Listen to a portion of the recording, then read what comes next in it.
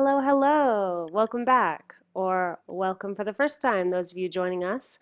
My name is Sarah, and if you haven't been here before and may be unfamiliar, that I'm actually in quarantine here. I live in California. We've been working from home for 3 weeks with my company, 2 weeks for the whole state.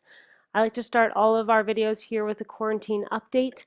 So some things that I've been doing to keep myself entertained, anything new. For me, I've found a new online resource. I love animals and I love the San Diego Zoo, a very famous zoo here in San Diego. And I found, I'll pop it up over here actually. Here it is.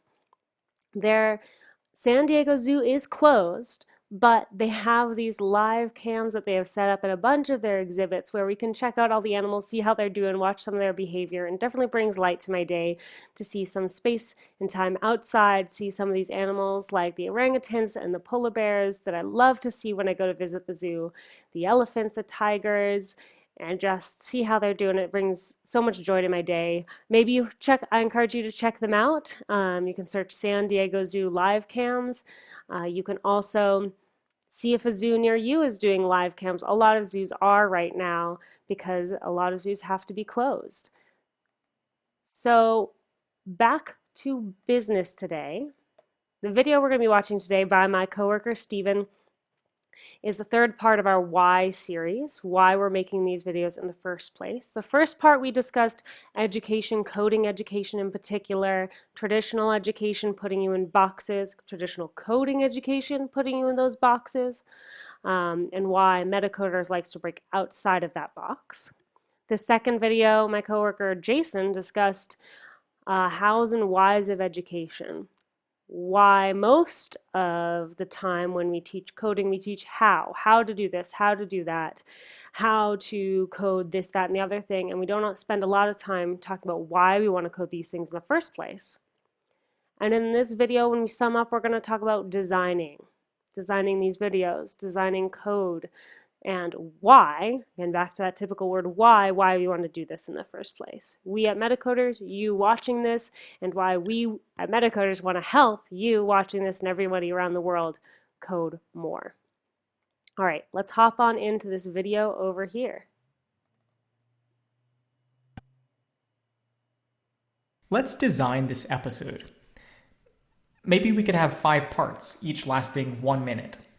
Let's pretend I have to choose one word to describe each part. I guess meta, value, story, design, and big. We're here in meta right now, and it's been about 24 seconds. Here, we'll discuss the episode itself. That's what we're doing right now. In value, I want to have a heart-to-heart, where we talk about you and me and the value that I think watching this show has. In story, I'll spend a minute on why I'm coding versus COVID-19. In design, I'll show you my process today for solving problems by tackling the biggest one facing me right now. In big, I'll try to inspire you to think big. You can make a difference now more than ever. Okay, I'm going to pause us here. The first thing I'm going to do, this picture here is going to come useful for us later. So I'm going to actually grab this picture. I'm going to make a screenshot of this sketch here. That's going to save for us to help out later when we want to look back and see where in the video we are. Because this is the exact video that Steven does make. So the first section, this section was meta. For those of you who've seen more than one of our videos, meta comes up a lot. Our name is Metacoders. We talk about metacognition. We talk about meta coding. We talk about everything in meta. And that's really important to us. And even this video itself is kind of meta. You're seeing how Steven's making the video. One of the main reasons we do this is we don't like secrets when it comes to education. Everything we know, we want you to know. Because one of the most valuable things is one of the words I just mentioned, metacognition. Learning how to learn, thinking how to think. Thinking about how you learn.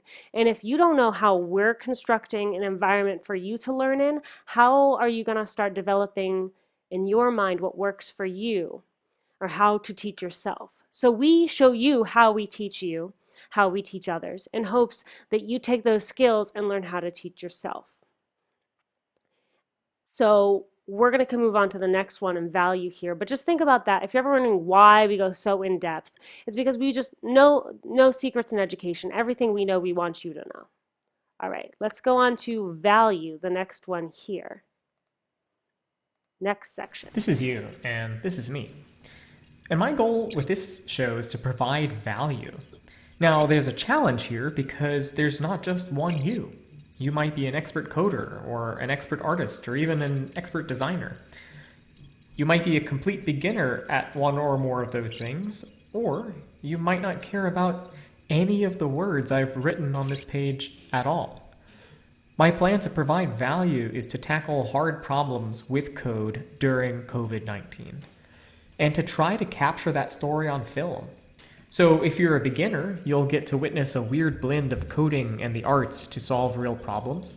When I say bring paper, you're the ones I'm talking to. If you're an expert, I hope you'll be able to sit back and enjoy the quirkiness of the show and the jokes that go over beginners' heads.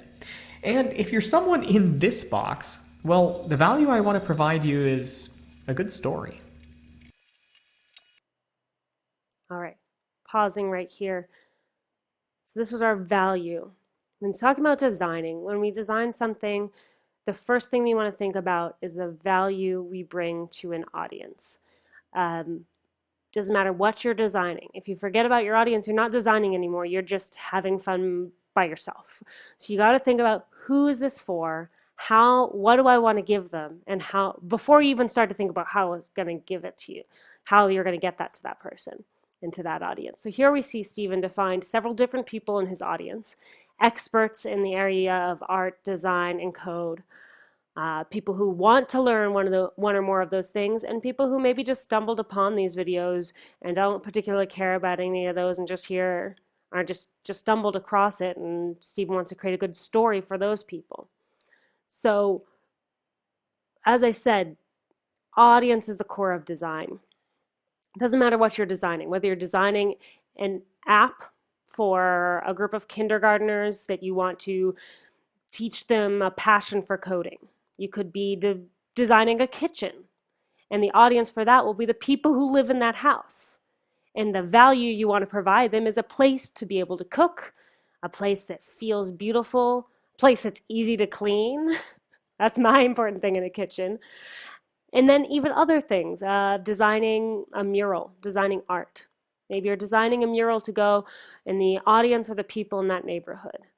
And the value you want to bring them is something beautiful. But maybe it's also something that reminds them of the history of that neighborhood, or an important figure of that neighborhood, or the value of their neighbors and of being kind. There's lots of beautiful murals out there. There's lots of beautiful kitchens. There's lots of amazing, beautiful apps. And all those come from a designer thinking, what value do I want to give to my audience? All right, I'm going to take a second here, over here, to bring up our snapshot to show us where we're going next. So this was our sketch out from the very beginning, right? We did see meta, we just saw value, and now we're going to go into story, the next 1 minute section. That's not going to be the last one for this video. In part 2, we'll take a look at design and big. But let's go ahead and hop in and see what Stephen has in this story section for us.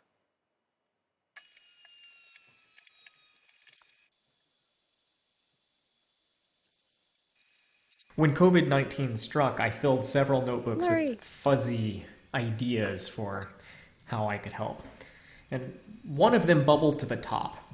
Help others help me help. So I launched this show to demonstrate a method for taking that first step. It really doesn't require anything other than a paper and pencil, or whatever writing tools you have. But then I hit a problem. I have more things on the list.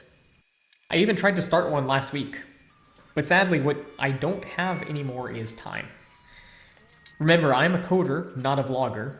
I've spent the last 8 episodes, let's just say, demonstrating the learning process by example. I'm getting faster, but it still takes me 8 hours to make less than 10 minutes of content. So the first enemy to slay with design is time. I need to make myself faster, but I also want to improve the quality of the show.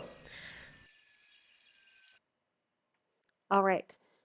So something that Stephen points out here that I think is super important um, is prioritizing. When you decide you found your audience, you know the value you want to provide to them, you think it'd just be a straight road from there, or you'd hope it would be. It's never is. You're going to find other things, like Stephen runs into this other problem of time. He doesn't have the time to provide everything and all the value that he wants to. You might discover that what you want to provide, you don't have the materials for. So you need to get the materials. You need to create the materials. Something, it might be as simple as you want to provide a value. You want to paint that mural. You don't have the paint. You need to go out and get the paint.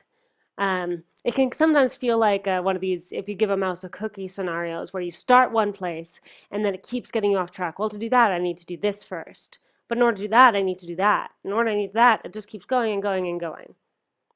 The trick is, there is no trick, unfortunately. But over time, you do build an intuition. And the main thing is, if you don't forget your audience and don't forget your end goal, and that'll help you decide, is this detour one I need to take? Can I take a shorter detour? Can I find another path that skips over that detour? Or is this one that I really do need to go through? I don't see a way that Stephen can avoid the fact that he has to battle time, so that's what he's working on right now. That's what he's talking about here. So it is something interesting to think about that is part of the design process, not the nice, cool stuff about creating a cool, brilliant goal of helping people. Sometimes it's just a matter of you come up against brick walls, and how are you going to deal with that? So that's the last one for this video here. There's going to be a part 2. Check that out. But if you are watching this on Udemy, there's some assignments. If not, see you in the next part, and talk to you soon.